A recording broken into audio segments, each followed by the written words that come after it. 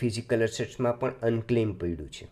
Physical assets એટલે કે land અને પ્રોપર્ટીમાં. અને એ થવાનું કારણ શું છે કે તમારા સંતાનો છે એ વધુ અભ્યાસ માટે વિદેશ જતા રહે છે અને તમે ઘણી બધી પ્રોપર્ટી લઈને રાખી છે, એના વિશે તમારા સંતાનોને કંઈ ખબર જ નથી. પણ આપણા સંતાનો જ્યારે વિદેશ અભ્યાસ માટે જાય છે અને ત્યાં જ સેટલ થઈ જાય છે, એને અહીં આવવામાં રસ જ નથી હોતો, ત્યારે આપણી પ્રોપર્ટી વિશેની એને કોઈ જાણકારી જ નથી હોતી. અને જો આપણને કંઈ થઈ જાય તો આપણી પ્રોપર્ટી છે એ આપણા પરિવાર એના વિશે બિલકુલ અજાણ હોવાથી એ ન તો વેચી શકે છે, ન તો એનો ફાયદો ઉઠાવી શકે છે. આ રકમ જે અનક્લેમ છે, ફાઇનાન્શિયલ એસેટ્સમાં રહેલી 2 લાખ કરોડની રકમ અથવા તો પ્રોપર્ટીમાં રહેલી જેનો કોઈ અંદાજ નથી, એ અનક્લેમ રકમ શક્ય છે કે એમાંના કોઈક ઇન્વેસ્ટમેન્ટ એવું પણ હોય જે તમારા ફાધર અથવા ગ્રાન્ડફાધરે કરેલું હોય અને જેની તમને જ માહિતી ન હોય.